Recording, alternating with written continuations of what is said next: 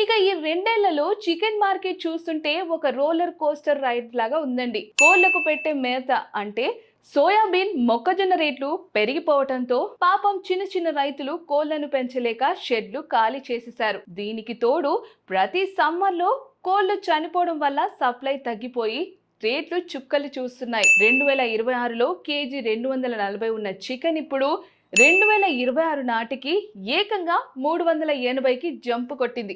అంటే పరిస్థితి ఎలా ఉందంటే చికెన్ కొనాలంటే జేబులో నోట్లు కాకుండా బంగారు గొలుసులు పట్టుకెళ్లాలేమో అన్నట్లు తయారైంది. రేటు పెరిగితే కస్టమర్ ఏడుస్తున్నాడు, కమిషన్ లేక షాప్ ఓనర్ ఏడుస్తున్నాడు, మధ్యలో కార్పొరేట్ కంపెనీలు మాత్రం హ్యాపీగా ఎంజాయ్ చేస్తున్నాయి. అందుకే ఈ అన్యాయాన్ని ఎదిరించడానికి ఏప్రిల్ 1 నుంచి బంద్కి పిలుపునిచ్చారు. సో ఫ్రెండ్స్, ముక్క ప్రియులు ఇప్పటి నుంచే ఏదో ఒక ఆల్టర్నేటివ్ చూసుకోవడం బెటర్. ఆ రోజు చికెన్ కోసం ఎదురు చూసి ఆకలితో అలమటించే కంటే హాయిగా పప్పుచారు కాచుకొని అందులో కాస్త ఆవకాయ వేసుకొని అడ్జస్ట్ అయిపోవడం ఉత్తమం. మార్చి 31వ తేదీన రాత్రి చికెన్ సెంటర్ కు వెళ్ళి ఒక 5-6 కిలోలు తెచ్చి ఫ్రిడ్జ్ లో స్టాక్ పెట్టుకోండి. ఇవ్వండి ఈ రోజు మంచి ముచ్చట్లు. మరిన్ని మంచి ముచ్చట్లతో మళ్ళీ కలుస్తాను. అప్పటి వరకు చూస్తూనే ఉండండి be positive news channel. Keep smiling and stay positive.